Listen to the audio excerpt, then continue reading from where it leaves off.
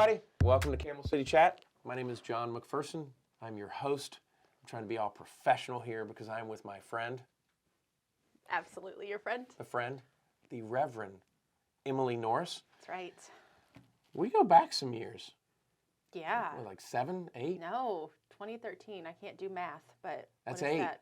There it is. Okay, so Yeah. Emily is here with us, and we're going to talk about this really, really cool thing that she's doing here in Winston-Salem and learn all about that. And, but of course we have to ask her the 5 questions. The 5 questions. And I usually only ask 3, so you're so. Whew, I'm getting all 5 though? Where are you from, and how long have you been here?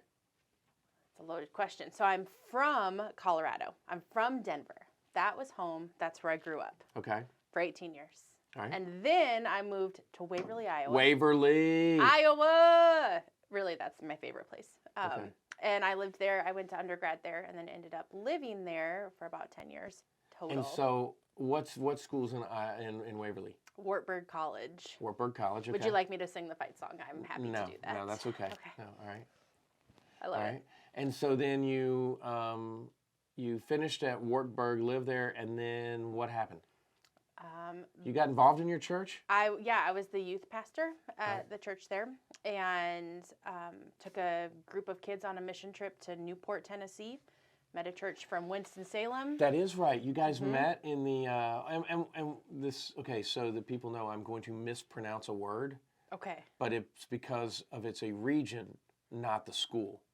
Oh, I know where we're going with this. Okay, so you went to Appalachia. I did. Right? Yeah. And addressed there wasn't really an event. This was just more of the economically challenged areas of the I can't even say it wrong. The Appalachians. Yes. Right? Yes, that's exactly right. That's My exactly daughter right. hears this. She's going to go, Daddy, why'd you say it wrong? Why'd you say it wrong? It's Appalachian. That was the biggest adjustment moving here. When I would say like, oh, it's the Appalachian. They're like Appalachian. Yeah, what? No. Don't do it wrong. I know. I learned we quickly. got to get those given are like members. Fighting words. Yeah, they are. Absolutely. Yeah. That and Buena Vista. Yeah. Not Buena Vista. Buena Vista. Yeah. Yeah. That's a whole thing. Or how about Pfafftown? Pfafftown. Yeah. So basically, you're on a mission trip. You meet, I'm sad to say, probably the Reverend Pugh or somebody, or no? Who'd you meet? No, I met some of Augsburg's finest. Right. Joanna Britt. Oh. Robin Welch. Yeah. Who else was on that trip? I believe. Was Chris. I think Chris. Right. Al Marini. Al Marini was on that trip. And then, of course, the wonderful kids. David Riddle. Okay. Was on that trip. And then the wonderful kids. In fact, this is wild. I was going through some old pictures of me on that trip, and Katie Brath and Max Britt were in the back of this picture of me. And I just married Katie Brath a month ago. It's kind of crazy. I know. Yeah. So big and deal. So you get the call. No, you basically see that we have a opening at Augsburg Lutheran. A little different than that, actually. I had a trip that was awful on my end. Everything that could have gone wrong went wrong on this trip. Okay. Everything. I had a student end up in the emergency room with a staph infection. I had a kid I had to send home midweek for behavior on a plane. I had brakes go out on a vehicle. I lost an adult and her kid because my adult was having panic attacks. It was dumpster fire after dumpster fire. In Tennessee. And Augsburg. I mean, we're not in Guatemala. No, we are in Newport, Tennessee. And it was awful. And I held it together enough that Augsburg noticed, and they said, if we're going to be hiring at some point, you should come work for us. And I said, well, I won't have a job after this week, so you let me know when that is open. And I went home. That was it. All good. A year later, I ended up running into this same group from Augsburg at the National Youth Gathering in New Orleans. Okay. 30,000 people, and I happened to be at the bottom of the escalator. They were coming down in one of 90 hotel properties. Right. And they were like, it's you. And I said, it's you. And they said, come work for us. And I said, well, let me know if there's ever an opening. And then the next spring there was, and they reached out and basically said, okay, now's the time. And I said, no. And I told them no for about 5 months until I could not tell them no anymore. And now here I am. So you come to town and you get to experience some interesting pastors. Yeah. Yeah. Yeah. The Reverend Dr. Wren. The Reverend Dr. Ron Wren. Who is just, I mean, if I were going to be a reverend, I would want him to be the person that I learn some stuff under. Yeah, I've learned and really appreciated, as I've reflected in the last year of my life, how much I learned from him in these very just not obvious ways, but these lessons that were so deep embedded into who he was as a pastor and a person and a leader, that I can see how I'm now living that out in my vocation too. So powerful. It's interesting because I would think that, you know, knowing you like I do, and I think sometimes we might parallel, we always just want to rush out and fix it. And watching him walk down the hill and talk to everybody, and then in the end finally just get exactly what it is, but not upset anything in the way of doing it. He is comfortable with the simmer. Right? Like, I am ready to always rush to a boil, and that guy is good with the simmer. I like that. That's good. Yeah, that just popped in my head. I've never said that before. So we'll write that one down. So cool, that was question one, and we got to come back to all this stuff because, you know, me with ADD, I've gotten distracted. Number two is what is your favorite place to eat in Winston-Salem? I am super into mojitos right now. That spot is so good. But the main thing is, like, the food is good, but the sauce is great. And so, like, it's like their food, whatever it is really delicious. But it is the vehicle for getting the mojito sauce into your body, which is so delicious. Yeah. There's formerly Mary's, of course, and now Mojitos. Formerly Mary's, yep. And they make a decent mojito. They make a real good mojito, let's be honest. Yeah, they make a real good mojito. Yeah. And then I know they did food truck stuff with, you know, over at Phil and Fish and stuff. They've done some stuff like that. I don't think they're doing that anymore. I think they're concentrating on I think it's just the restaurant now. just because of the fact of, you know, staffing. Yeah. Yeah. So mojito's a good one. Good one. Love it. All right, what about your favorite thing to do? Because I know you can't work all the time, even though you do. So when we get Sweet John alone and we, you know, what do you guys like to do around town?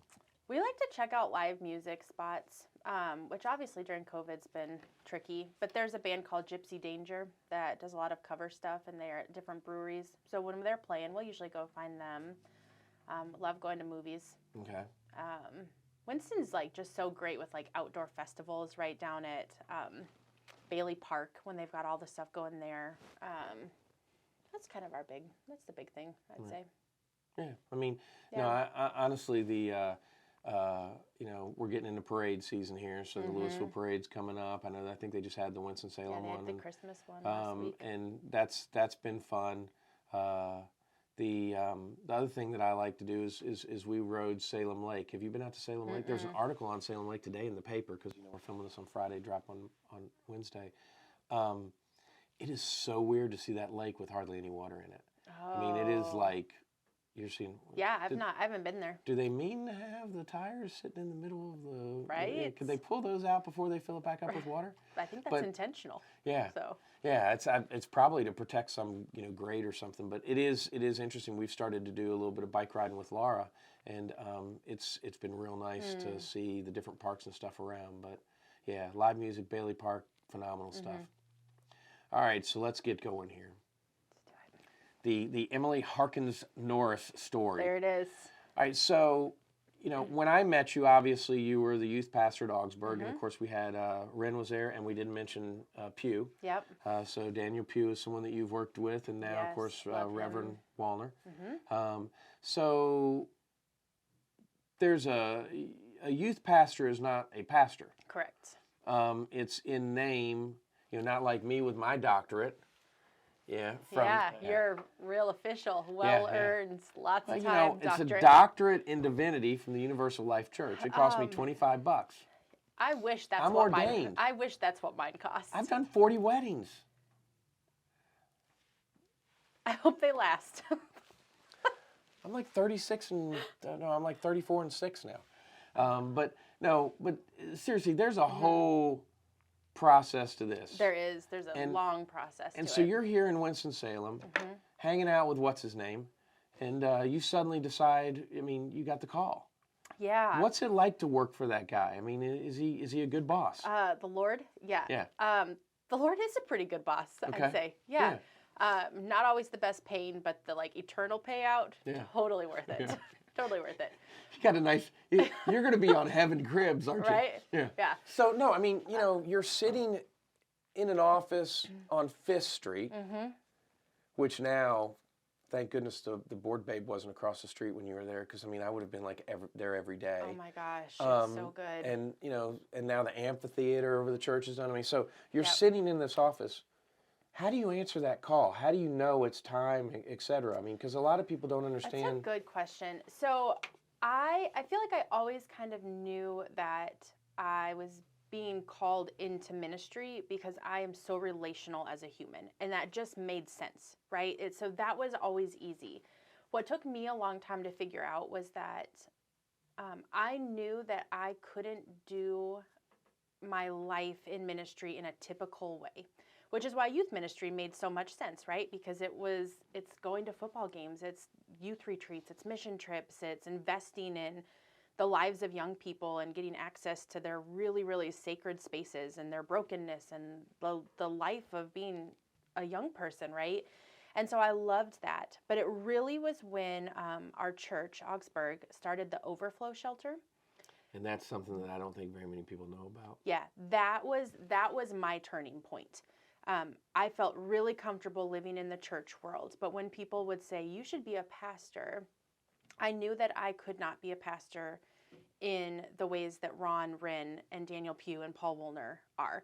And that's not to say that, I mean, they're phenomenal, and that church and those types of pastors raised me, right? They formed me. They poured into me, but when I saw myself in ministry, that was not the thing that was going to feed my soul, was to be a pastor of a congregation like Augsburg. And so when we entered into this relationship of sheltering our neighbors in the city, and I really became instrumental in the leadership of that, I started to hear really, really loudly, like, this is the church. Like, this is your community that the Lord was calling me to shepherd. Okay. So I think my thing is that you would either be or see a sermon. mm-hmm. Yeah. I mean, you're seeing the face in the faces. Oh, I actually, last week, we had a funeral, and which is one of my favorite things I do in my context, because so many of our neighbors that are experiencing homelessness or addiction or mental health crises, they die and they are disconnected from their families, right? The people that would, in our lives, be the ones that would send us into eternity, right? They don't have that. They don't have that community. And so we, as their church, we do that.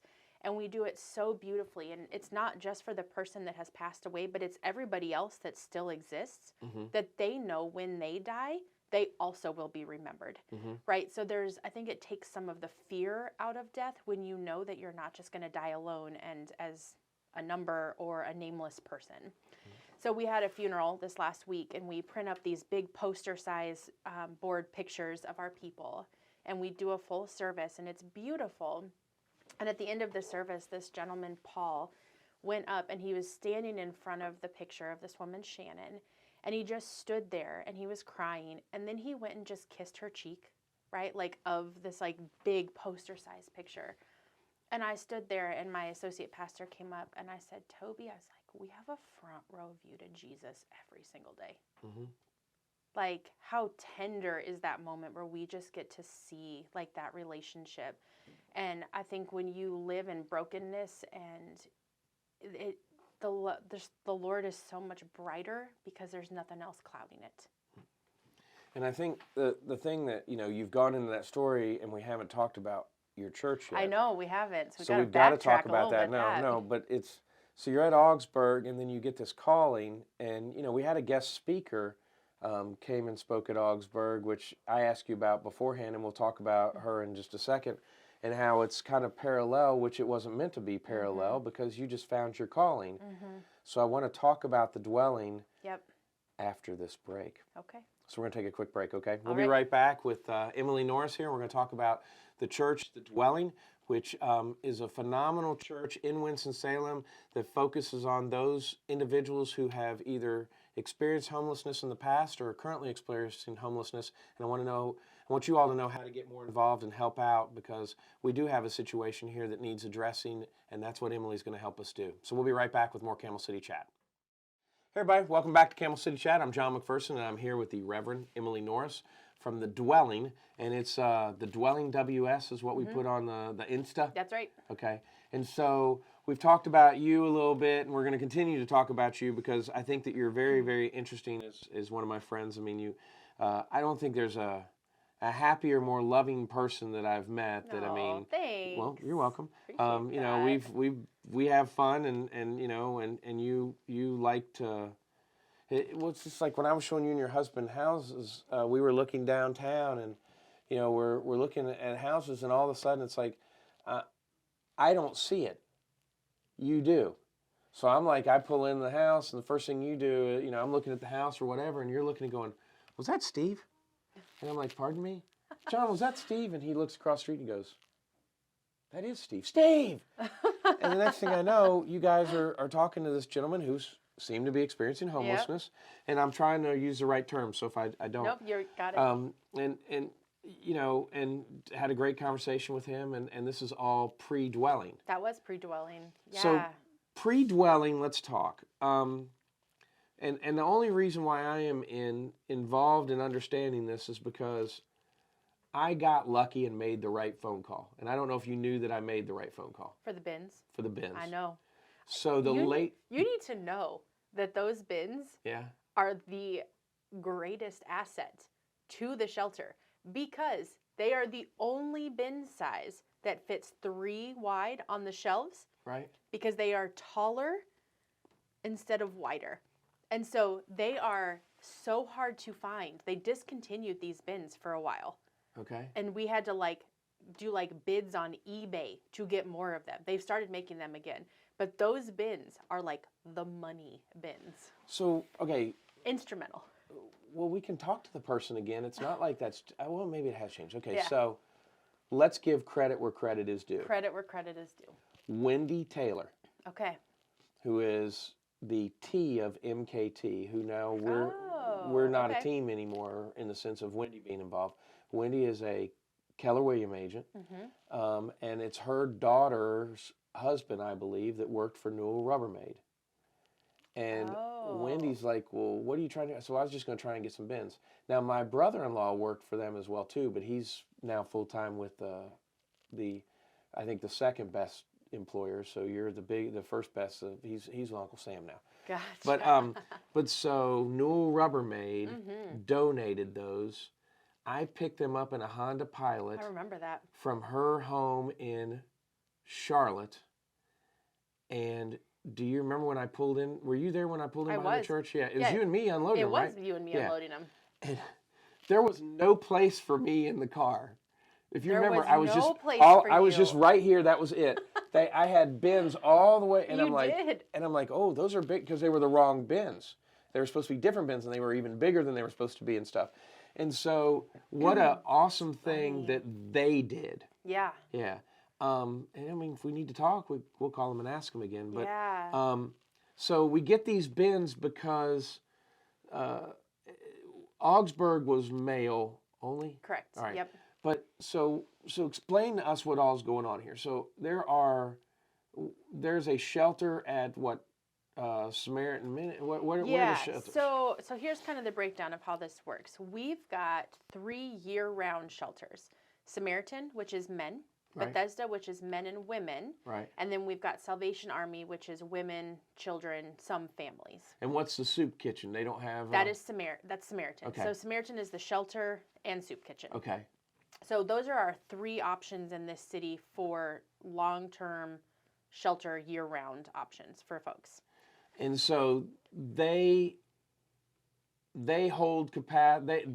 They address capacity until October to March. So they actually hold capacity. They're full year-round. Right. So what happens then is in December through March, every city is required to provide some sort of emergency overflow shelter during the winter months. Okay.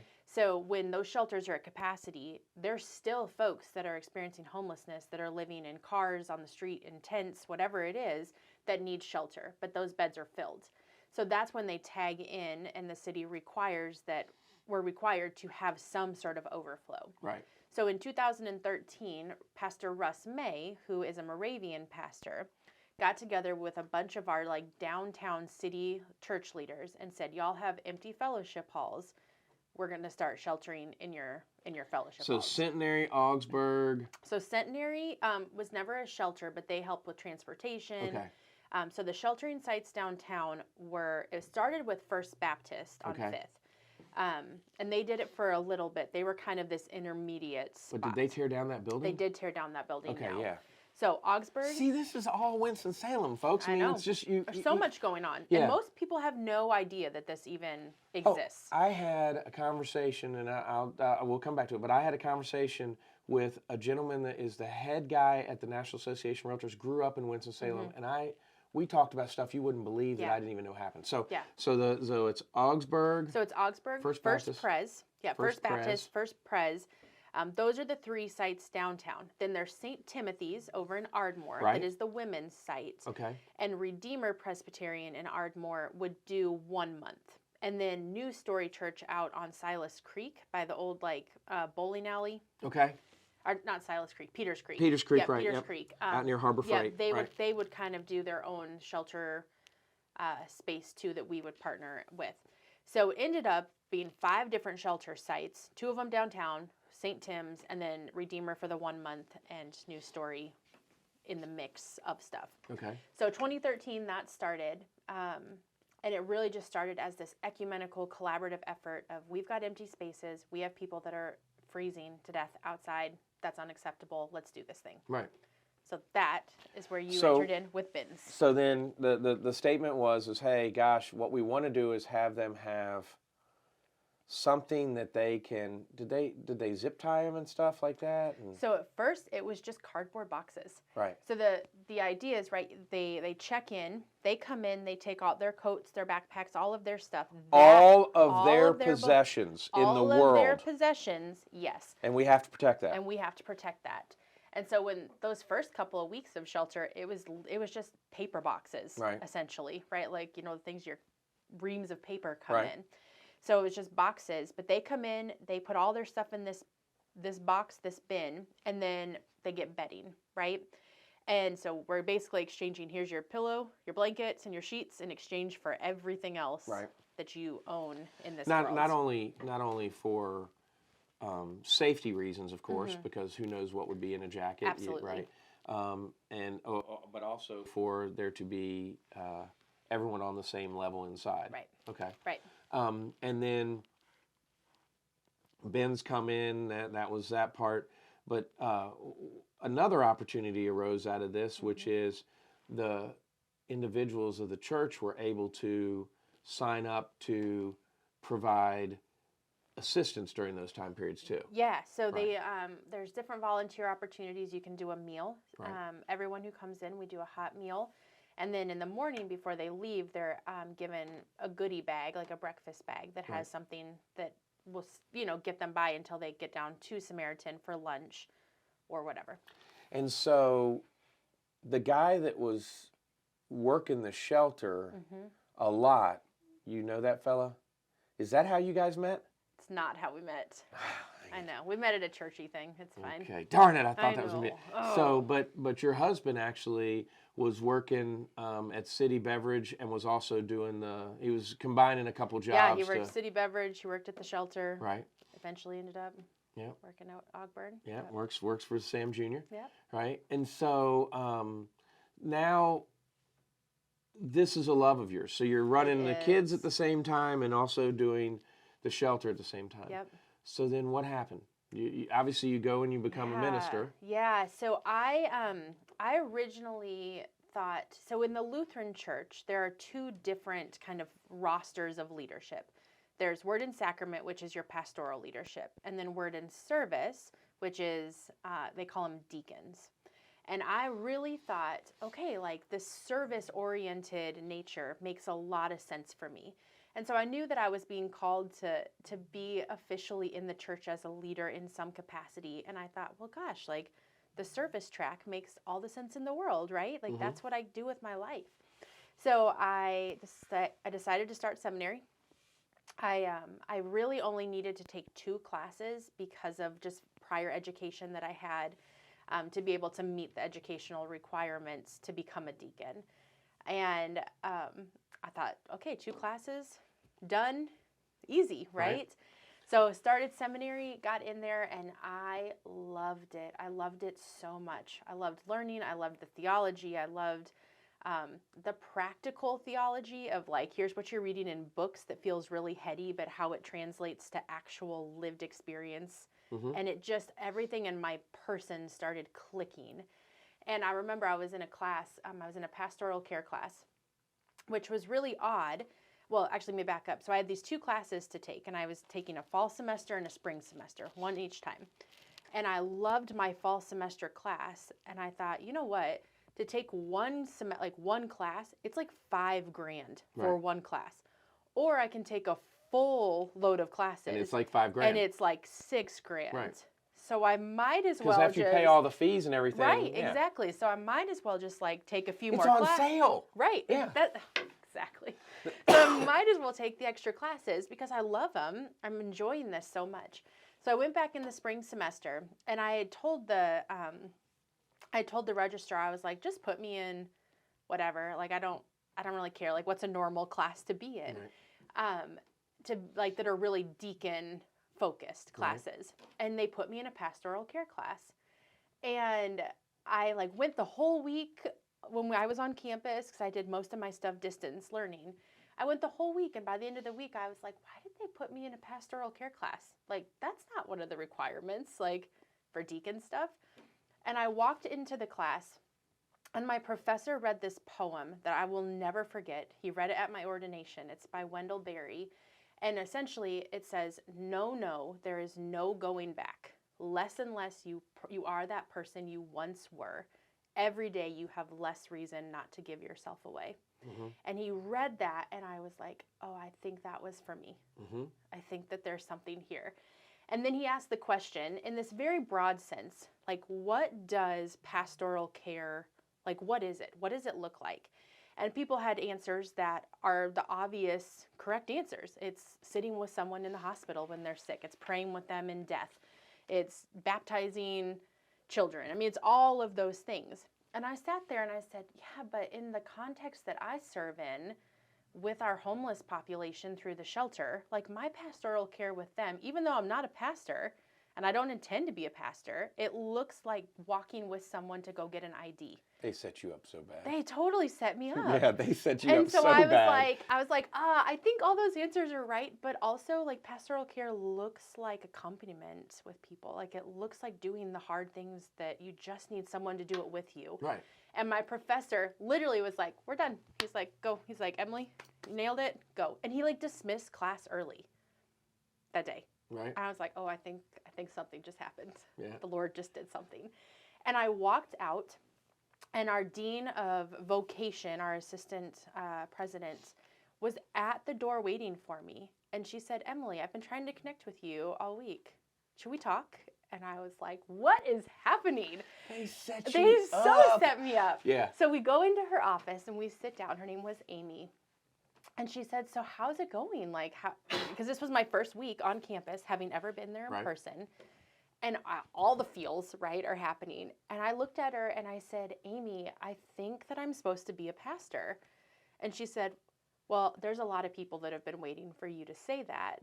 And she's like, but what's your hang up? And I said, I cannot do it the way everybody else does. And I said, I can't be a typical pastor. I was like, my soul is not fed in committees and ministry teams and the bureaucracy of church. And she said, the church needs you to do it differently.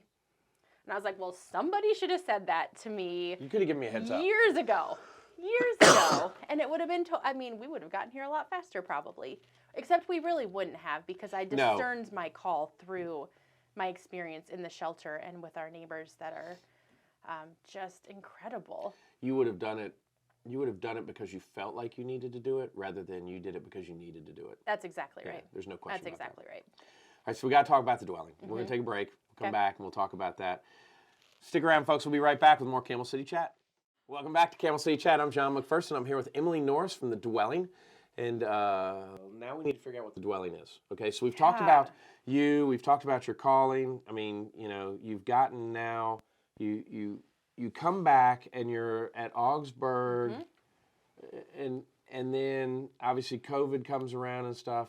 And now the Dwelling is a collaboration between two synods, whatever. So what do they call two them? denominations. Okay. So it's the technical term is a federated mission. So we're a federated congregation of the ELCA, the Evangelical Lutheran Church in America, and the Moravian Church, Southern Province.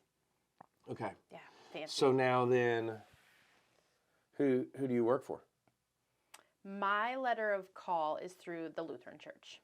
Okay. So they are my employer. Okay. They're my boss. They're your go through. Right. They're the big and boss. and then you're you have another pastor. Are they Moravian? No. So my associate pastor is also Lutheran. Okay. Their name is Toby Fleck, and then I have a Moravian intern student pastor named Maddie White.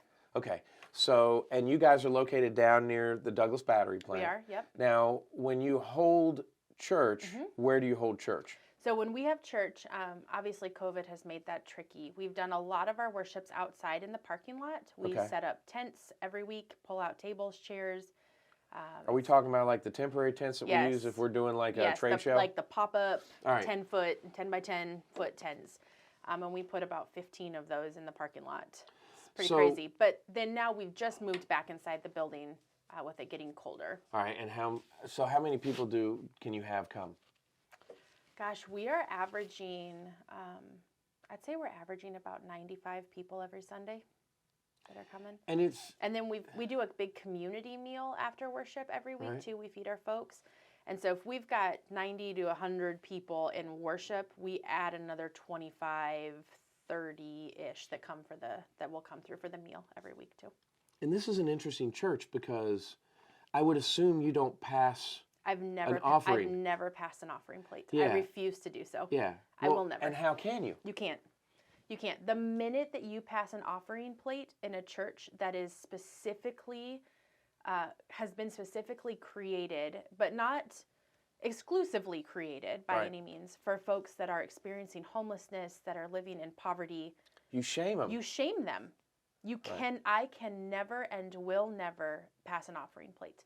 And that's not to say that there aren't some folks that, like there's one gentleman that he gets his disability check every month. Right. And he comes in the first day after he cashes that check and he gives me $45 every single month because it is important to him that he makes his offering, and that's his 10% of his check.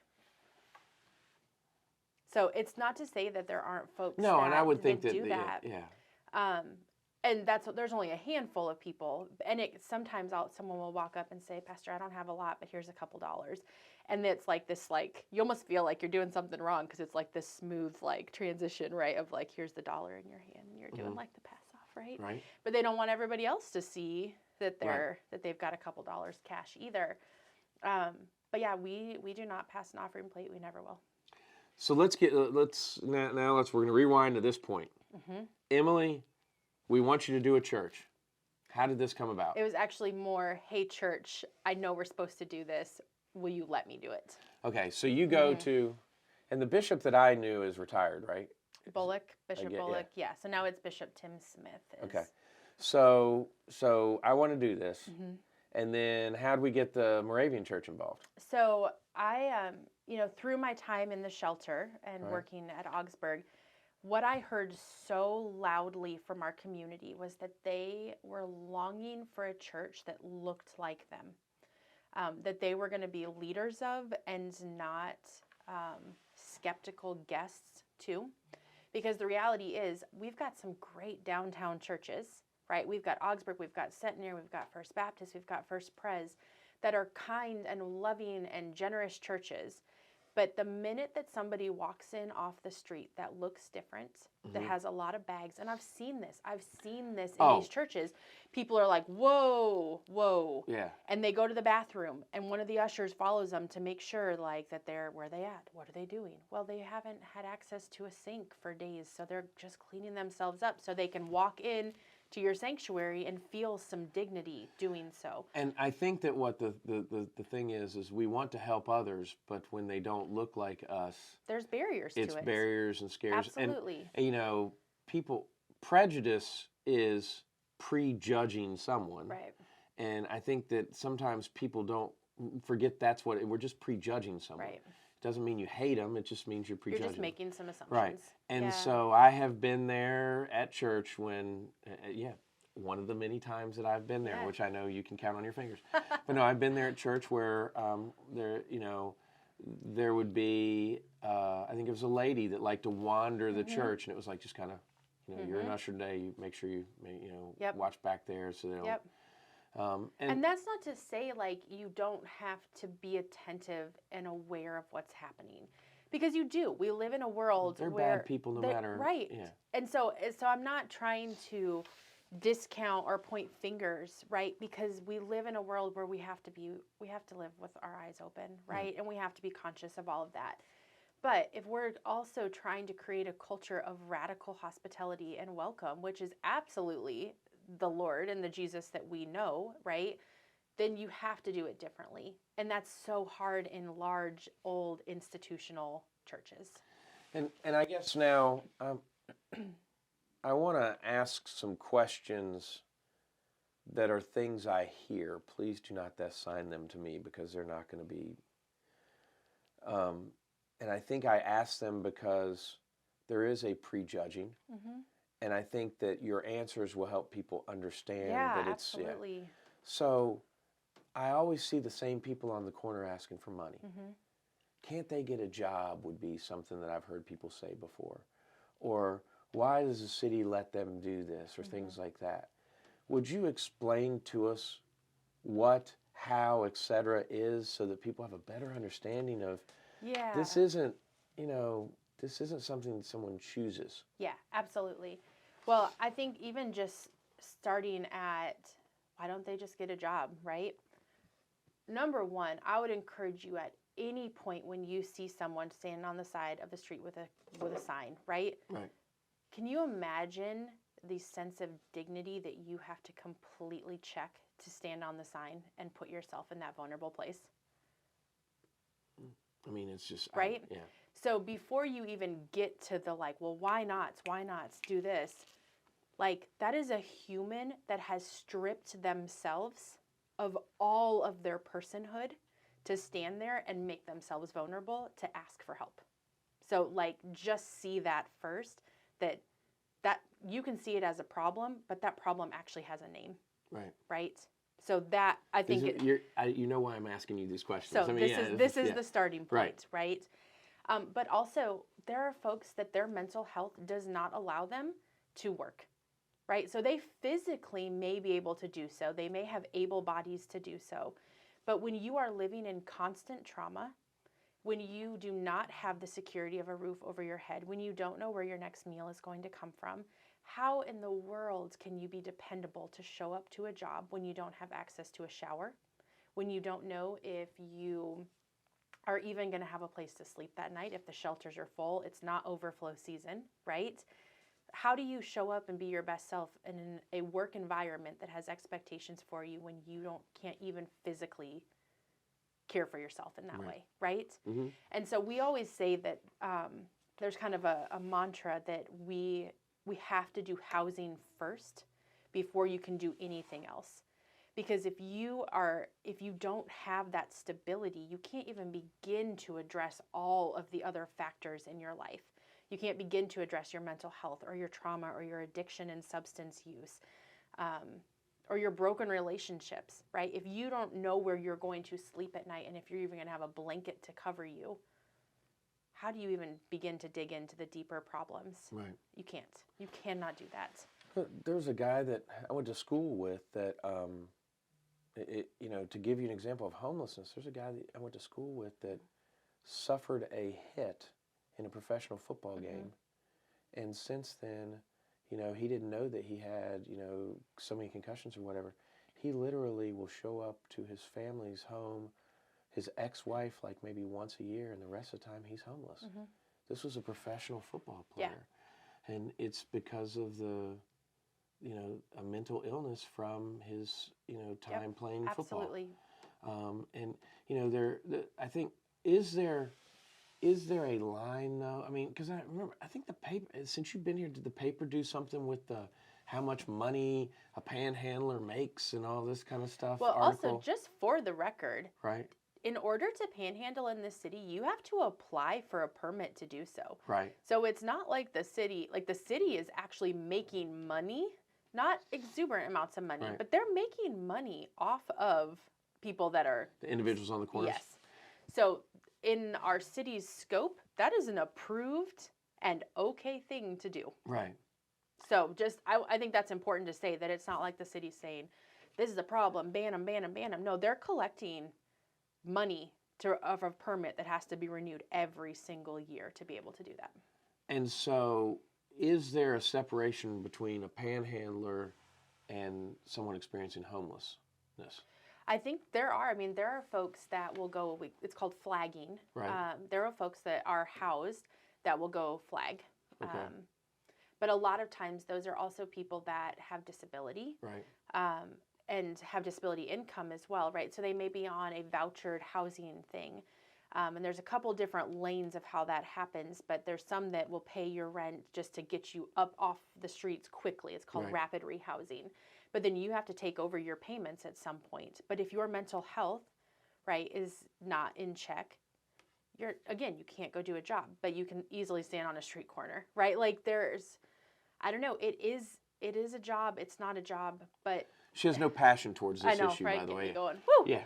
No, but I mean, it is. It's so then, we got to talk about the dwelling, and I know, we got one more segment left, so we're almost there. So the dwelling is almost 100 people come for service. Yeah. And we are the fastest growing church in the ELCA right now. We did not start worshiping as a community until last March. So we haven't even been doing this for a year because of the pandemic. And we've gone from, we opened our doors on a Sunday to 2 or 3 people that showed up just for like a Bible study type thing. Right. To about 4 weeks later, kind of doing something that felt a little bit like a worship, to now we have 100 people every Sunday in under a year. Mm-hmm.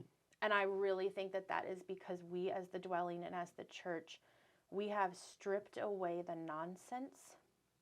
We've stripped away, I don't know, just the extra things that make church sometimes feel performative. And we're honest and we're vulnerable with each other. That was going to be a question I was going to ask, and that is, what is the church going to do?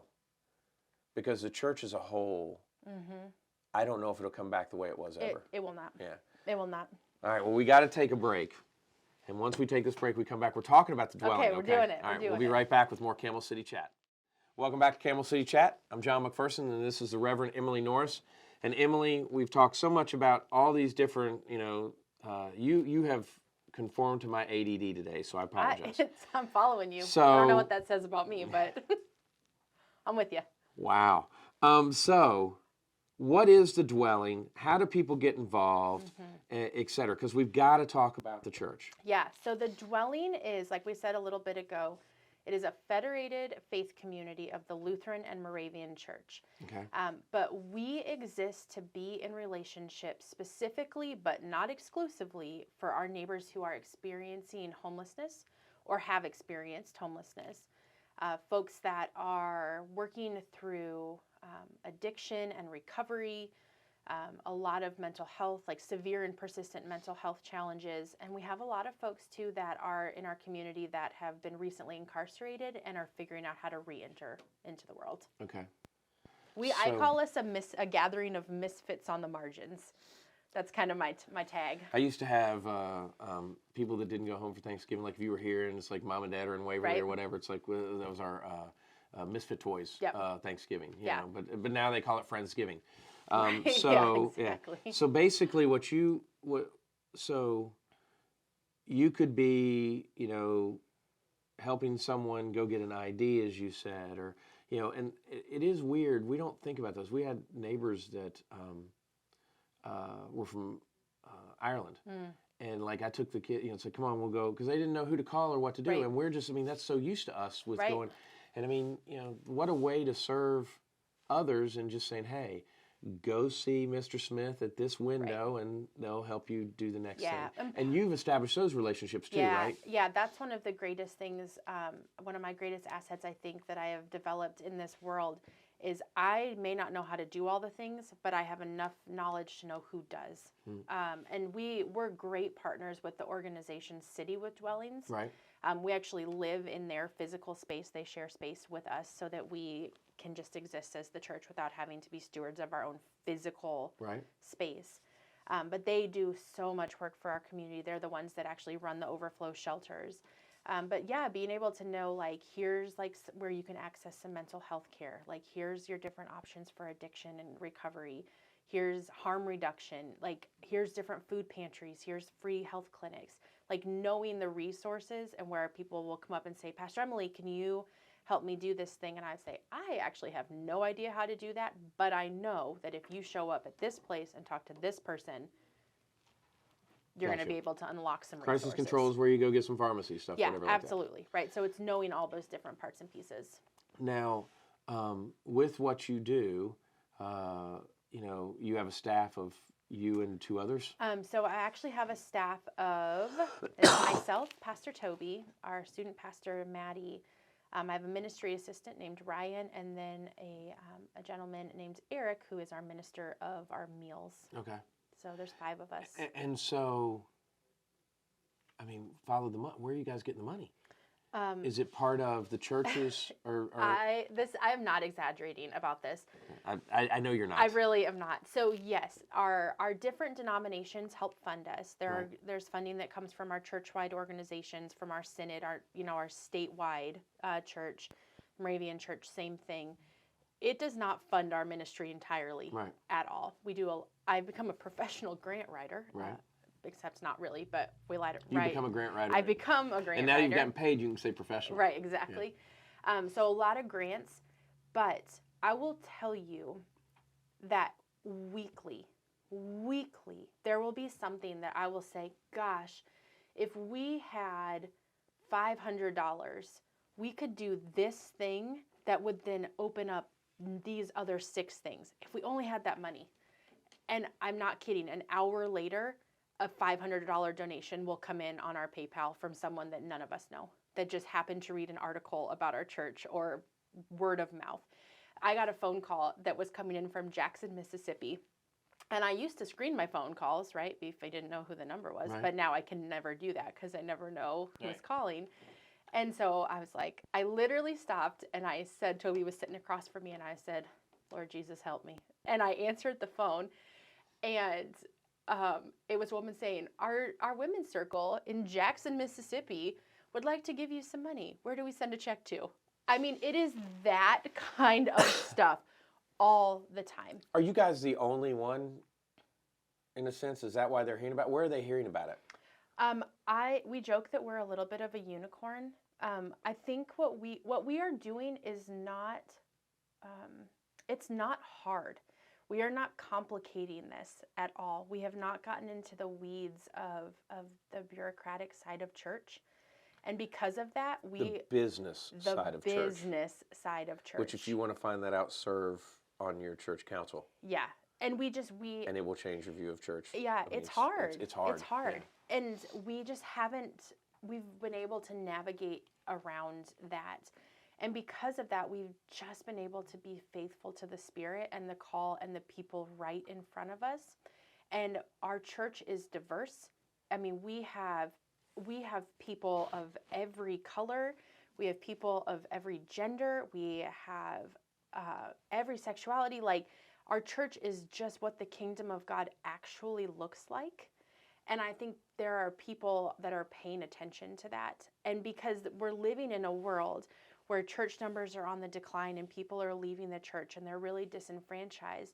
And somehow in little Winston-Salem, in this little building above a battery store, right, an auto shop, there's a bustling, growing church because we just have not complicated ourselves in the business, right? For the first time, there is a church that is connecting. Yeah. That understands it's about the people. Right. And you can't turn your nose up to the people because you're one of them. Right. Whereas in a lot of churches, oh, well, I give so much, and, I'm the number one person in that church. And it's just so honest, and everybody truly has a place there. And I say it every week, and now everyone just laughs at me because I say this every week, and I will keep saying it. If you show up at the dwelling, you are a leader of that church. That's it. But then we have to make good on that.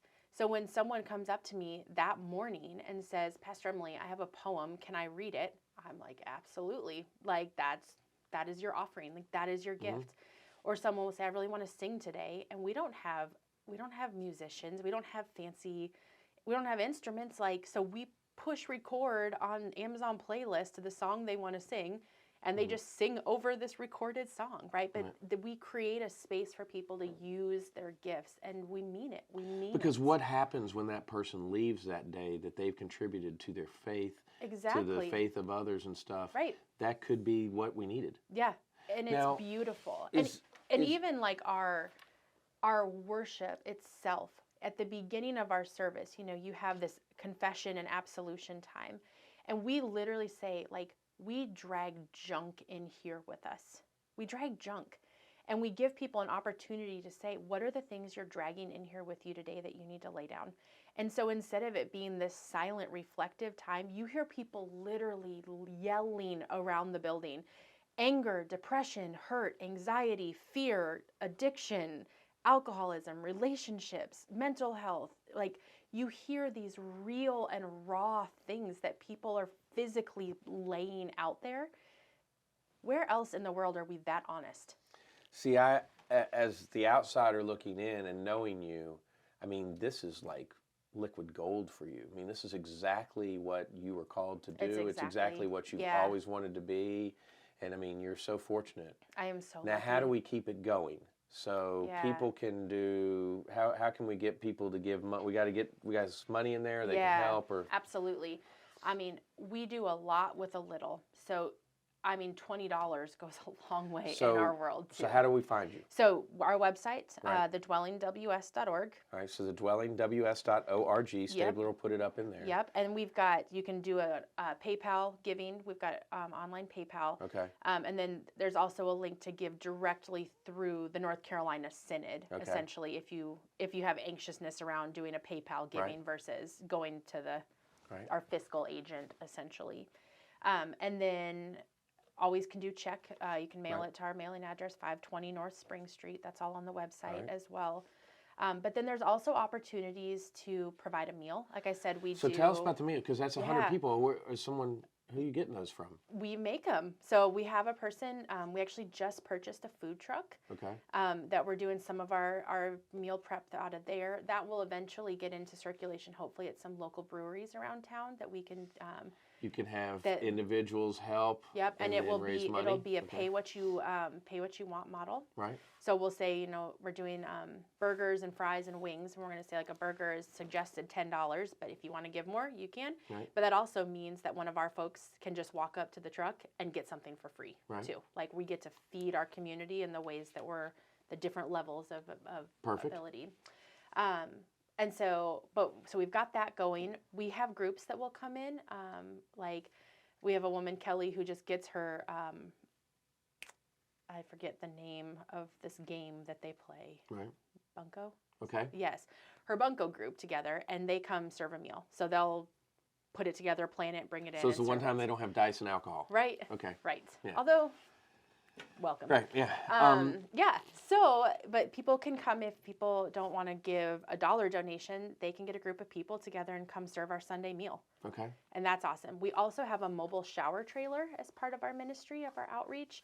So we run that on Sundays after worship, sometimes before. We do that on Wednesdays down at Samaritan. So when people are going down there to the food kitchen, They can catch a shower as well. We provide hygiene kits for that, clean socks, underwear, T-shirts. So you can pick up a pack of underwear, bring them to us, pick up T-shirts, whatever, put together kits. If you've got a Girl Scout group and you're looking for a service project, put together shower kits for the trailer. Okay. So there's so many different ways people can be. And affordable involved. ways. Affordable ways. Yeah. Yeah. You go to Dollar Tree, buy a whole bunch of stuff that fits the criteria and bring it down there. Yeah. And we've gotten to a place where we can pretty much feed 150 people for about $350 a week. Have you reached out to any of the hotels to ask for the leftovers? We haven't, but it seems we're never short on soap. Okay. We're never short on shampoo and stuff. It really is the deodorant. Okay. Deodorant's the big one. Okay. Toothpaste, toothbrushes. But I think there's this. You think you should do those like travel size ones, but like people have backpacks. They can do a full size thing of deodorant. Like a travel size only gets them so far, right? Yeah, one day for. Yeah, exactly. Yeah. So there's really affordable ways to do all of it. All right. Well, let's see if we can do that. I'm going to skip one question for you, but I'll ask the fifth one. Okay. What do you want to be remembered for? I want to be remembered for loving people. Mm-hmm. That's it. That might be the best answer we ever got. So. That's it. We're gonna do a whole show on your tattoos sometime. Yeah, absolutely. Yeah, Can because really I know walk they have you a through 'em. lot of they have a lot of meaning. They do have a lot of meaning. I know that you love to. Africa was something you did a lot with the brass and stuff. Yep. So thank you for what you do. Thank you. I appreciate that. You're welcome. We really appreciate you being here, and more importantly, the work that you do is just phenomenal. Thank you. And so thanks. I feel really lucky. All right, check out Emily's church that she is the pastor of, called The Dwelling. You can find them at thedwellingws.org. And of course, want to thank our sponsor, Smitty's Notes. Check out Jeff Smith and everything on Smitty's Notes to know what to do and where to be there. And hopefully we'll start to hear where the Dwelling's food truck's going to be, so you can go and support that. Yeah, absolutely. Right? Cool. Thank you, John. We'll be back next week with more Camel City Chat.